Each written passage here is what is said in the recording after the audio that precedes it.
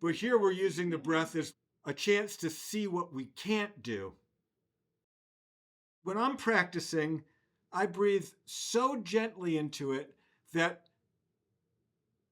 I want to see this complete haze of disconnection. Sometimes I breathe so gently that the breath doesn't even happen. Ride that line where it's almost, then ramp it up just a little bit, like what's the edge of it happening? I don't know, for some reason, imagine you're in a yurt and it's sunny outside and it's like the fabric in just some places is it's dark in there, but once you really look, like there's a couple places the fabric's so thin that it's not, the sun isn't perfectly coming through, it's not blinding, but it's like you can sort of see that that's a thin area of the fabric. That's the discernment. We're exercising part of our awareness to really look at this threshold of where is the edge of your ability to notice? That's what we're looking for.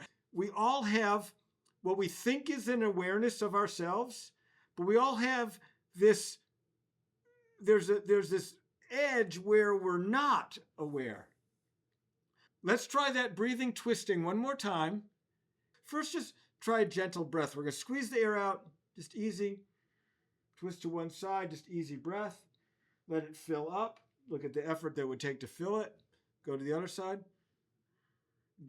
Claim the places that know how to move. Look at what doesn't. And now we're going to breathe. So just find your breathing cycle easy.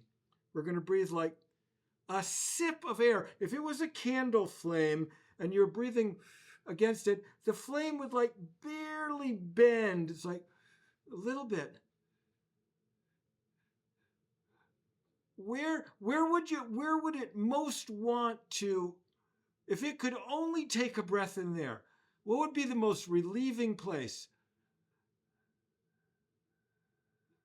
And let that open a little bit. Like I can feel, for me, it's really good exercise because I can feel like right there, really good place today. But if I open it, as you let that place open, move the body so that that place that can't breathe, let it open.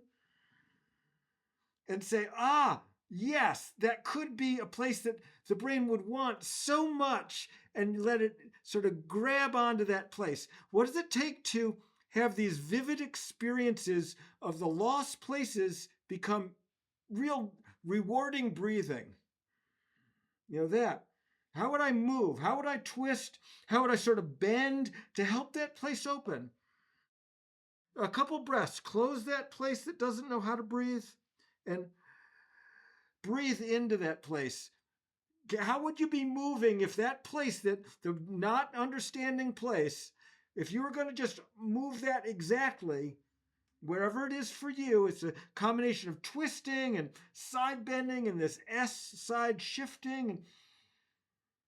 How would you move? What is the movement that place is sort of frozen you from falling into?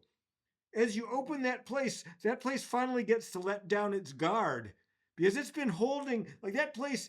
Actually, that place for me is very important because that place is holding open the root of my scoliosis, which is sort of right here is the favorite place that it likes to close. But there's like a relationship of one side of the globe might be stuck, but then the conspiracy is that the brain used another part of the body, another surface, the opposite side of the globe to sort of balance that out. So my ribs back there are really good at closing because they're really good at holding open the stuck place. Can you breathe into both?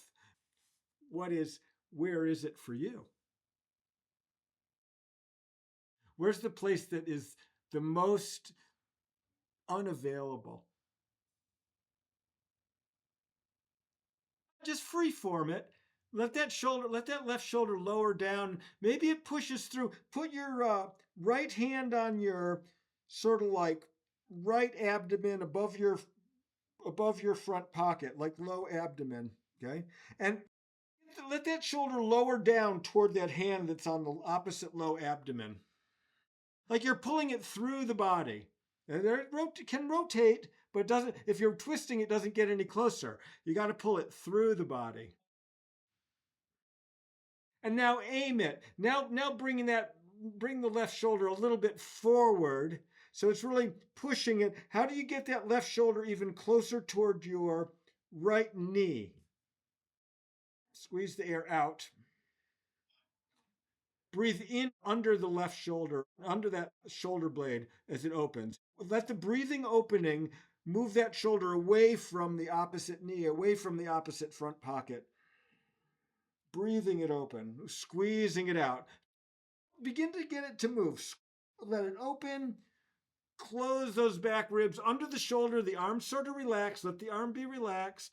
It's the ribs are delivering the shoulder blade to the opposite front pocket, to the opposite knee. Squeeze the air out. Breathe into it as it opens. Could you direct breath up into that place? Really let it move. How far away can it get? Yeah, that. And even close up a little bit. Close back up, squeeze some air out. And as it opens, focus the breathing right at the place that doesn't know how. Make that do the work. There's all the other places that can help, but right from the beginning, the place that doesn't know how, make that open. Make that do the work. And now just move easy. What's the softest you could squeeze some air out with that place? Project your awareness into the body, that's sort of into those ribs. Let that left arm just be relaxed. And make the ribs just do it. It's closing it on up, pushing into the body. The ribs are closing down. Let the neck sort of goes along for the ride, that it bends. The closing ribs have all that leverage to bend the spine. What place is really good at opening right now? As those ribs close in upper back, where does it open? Breathe into that. Squeeze the air out of what was opening, and now breathe into that opening back. Is that too complicated? So right now, the place in front that's closed, close that up, squeeze some air out of it, and on your left back, let that be nice and open, breathe into it. As the left back closes, squeeze the air out, and take a breath into where it has to open into the right front, lower front. And squeeze a little more air out and get those back ribs to close. That one side is closed and one side is open. It's a relationship. Even let that shoulder go down a little bit more. The left shoulder lower down. Left, left, left. Even lower, lower. Let the head even tassel over. Bring your left ear over toward your left shoulder. Let the head tilt like this. It's pushing those ribs forward and into the body. Yeah, that. Squeeze the air out. How clearly can you see it? Start gently. Where's the place where the brain says, that's crazy to breathe there? Let it open a little bit. Could you get the experience of air coming in your perception of that place that it wants?